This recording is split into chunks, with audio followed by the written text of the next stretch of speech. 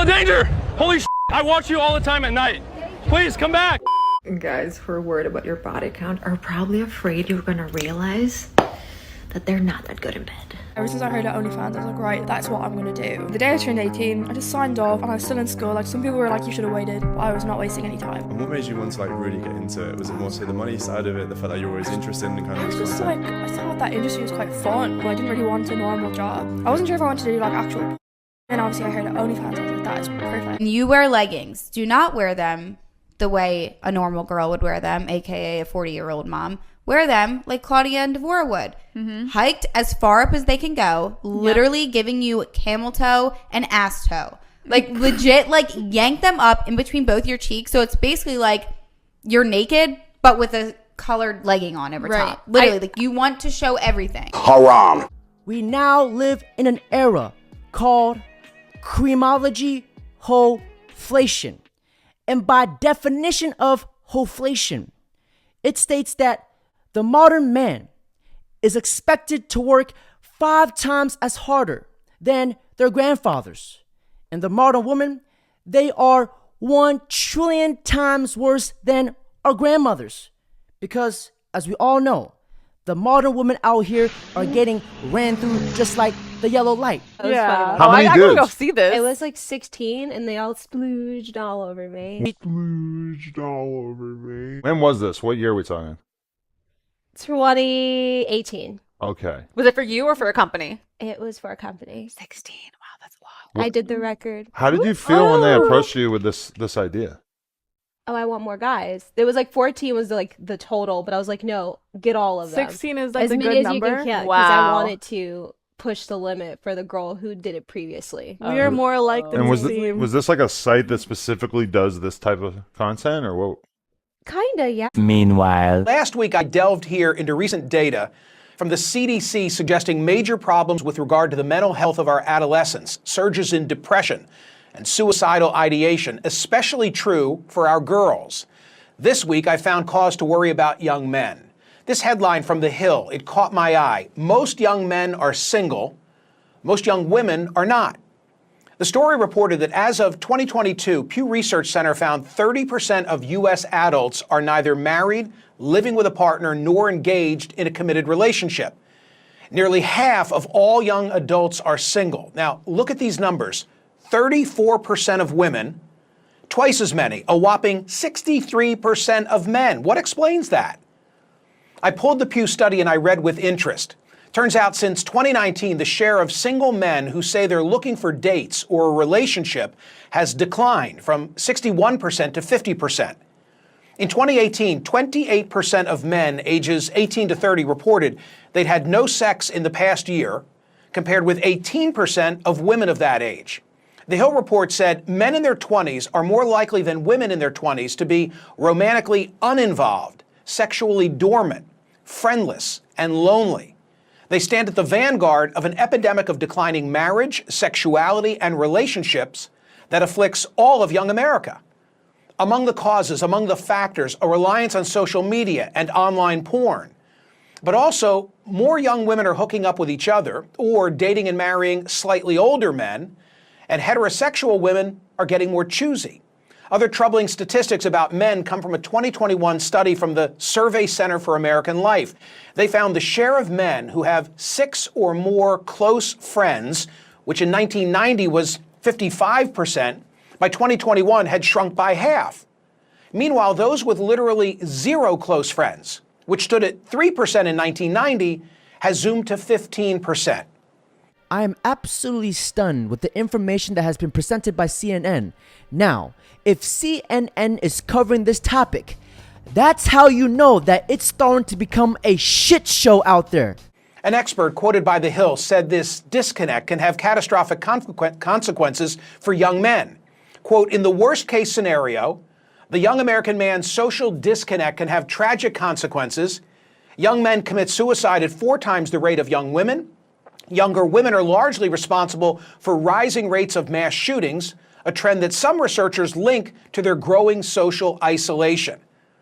Well, those words reminded me of a conversation that I had over a year ago right here on CNN with NYU professor Scott Galloway.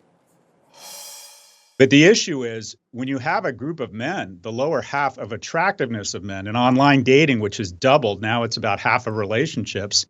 And the top 20% of men in terms of attractiveness get about 60% of the interest. You end up with a group of men that are more prone to conspiracy theory, more prone to misogynistic content, more prone to not believe in climate change. So this is the American story. If it's written with a pen whose ink is failing young men, does not end well. This is an existential crisis, failing young men. As always, Professor Galloway was prescient. Back with me now is Scott Galloway. He's a professor of marketing at NYU Stern School of Business. He's a serial entrepreneur. He's the host of the Professor G podcast and author of multiple best-selling books, most recently, Adrift, America in 100 Charts. Scott, thanks for returning. Hasn't the advantage always been to those with the looks and or the money? What's changed? First off, Michael, I just want to say thank you for raising this issue a year ago when a lot of media companies were afraid to talk about this for fear of it being pro-men was somehow being anti-women. Look, this is returning to the natural order of things. For the majority of history, a small percentage of men have had the majority of the mating opportunities. But in America, we decided to make a huge investment in what would probably be the greatest innovation in history, and that is in the middle class. From 1945 to 1947, 7 million men returned from war were discharged from the service, and we decided to give them the GI Bill, subsidized mortgages. We saw education rates go from 5 to 45%. They were valued, and we had such a strong manufacturing base that you had massive marriage and household formation. And some men were seen as more economically and emotionally viable. And you've seen the reverse happen with the offshoring of much of our manufacturing base, with a society that quite frankly doesn't value young men. When we talk about problems with people of color or women, we see it as a systemic societal problem. When we see problems or the stats that you just mentioned, we see it as accountability, or that men just need to level up. But married households and household formation are better citizens. They vote. They save at twice the rate. They're less likely to commit crimes. If you were born in the 90s, you know for a fact that that era was the best time growing up because there wasn't any social media. I honestly feel really bad for millennials and Gen Z because they will have no idea what it's like growing up in a normal society. And sadly, this is happening in different countries as well. Our world has evolved so much in the worst way possible. And then, Scott, you toss in the influence of social media and how relationships today, they don't come from, in our era, happenstance and mingling, right? They come from swiping, and that further accelerates this issue. Am I right? Oh, it's been the chaser to it. I mean, to have an honest conversation about this, we have to be honest, and that is that men and women have different mating criteria. One quarter of men saying economic viability is a key criteria in a mate. 3/4 of women say that is important. And when you're on a two-dimensional format, where now it's 1 and 2 relationships begin online, it used to be 1 and 4 just a few years ago, it gets distilled down to a small number of criteria. Specifically for men, it's does she look attractive? And specifically for men, is he able to signal his ability to garner resources in the future?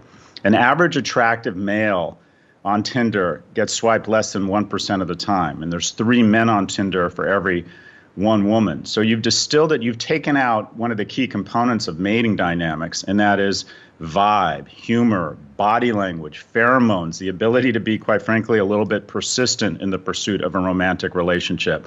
We have no third places anymore, no places to meet. People aren't going to bars, they aren't sports league, they aren't going to church, they aren't even going to work. So it gets distilled down to very 1 or 2 dimensional attributes. And the reality is women are much choosier than men, and they can apply those screens, and they allocate all of their attention to a small number of men that results in just essentially at the end of the day, a lack of opportunities. Chris Williamson. From the data and statistics provided, I can see why a lot of men are walking away from dating because the majority of men are tired of being walking ATMs and emotional therapists. Remember, kings, don't be her therapist. Be the reason why she sees a therapist. And it's not that men are scared of getting married. They're just scared of getting divorced. I remember I was talking to a guy who is recently divorced. He told me, and this stuck out to me like a sore thumb. He said the most loneliest he ever felt was sharing a house and his resources with somebody who did not appreciate or care about him. Be careful who you fall in love with, gentlemen, because the majority of these girls, they're not looking for love. They are looking for help. Summarized it perfectly. Call it the high heels effect. In the last 40 years, more women have graduated from college than men, and they're not interested in mating with non-college grads. They now own more homes, single women, than single men. So what you have is women say they won't date anyone shorter than them, 50% of them. Effectively, what you have metaphorically over the last 40 years is women have been getting taller and taller, and men have been getting shorter and shorter. How many of us have said, I know a ton of great single women, they can't find a date? That's not true. They can't find a date. They can't find a man they find economically or emotionally viable. If we don't make a massive investment in young people and make more economically and emotionally viable men, we're going to see a lack of household formation, we're going to see a decline in the middle class, and we're going to see, quite frankly, just a lot of young men who are terrible citizens. So is the answer to fix this economically, and who will champion this conversation? You felt obliged to compliment me at the outset because we had engaged on this a year ago, and here I am revisiting it. And I read into that the fact that you think that it's politically incorrect even to have this dialogue. When you're seen as advocating for men because of the 300,000-year head start we've had, it seems somehow as anti-female. There's a lot of very unfortunate misogyny online that is masquerading as being pro-men. A lot of TikTok celebrities who talk about advocating for men, it's just thinly veiled misogyny. What do we need? We need more freshman seats in colleges. We need a massive investment in vocational training. We need to figure out a way to get more permitting for housing so young people can afford housing. We need to recognize our economic policies literally allocate wealth from young people to old people. The percentage of wealth that young people control under the age of 40 has been cut from 12% to 6%. These are concerted, deliberate decisions. We did away with the child tax credit. We don't want to make it any easier for people to have kids. But seniors just got their largest cost of living adjustment increase in history. We have made the decision to make it harder and more expensive for people to find each other, for people to mate, and for people to have children. And without children, we turn into Japan and Italy, and that is we go into population decline, and our economy goes into decline. We are about to become a society by the turn of the century. There will be 8 times as many people over the age of 60 and half as many kids under the age of 5. Nursery schools will become these strange situations with old people staring through fences at these creatures they don't see in the wild called children. Is this the world we want? Do we want a lack of kids? Do we want a lack of ability to create households? The happiest, most prosperous, most purposeful people in America are middle-class families. And we have made a concerted decision to punch it in the gut and make it harder for that type of family formation. And we're going to lose prosperity and we're going to lose purpose. This is all happening due to the rise of OnlyFans, weak men, beta male simp manginas, and feminism. Because remember, if you throw away traditional core values, we will start to see society fall apart. And gentlemen, on that note, that's it for today's video. Don't forget to like, comment, subscribe.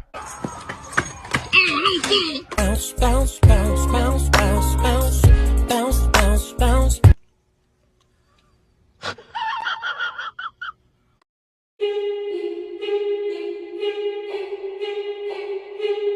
Haram.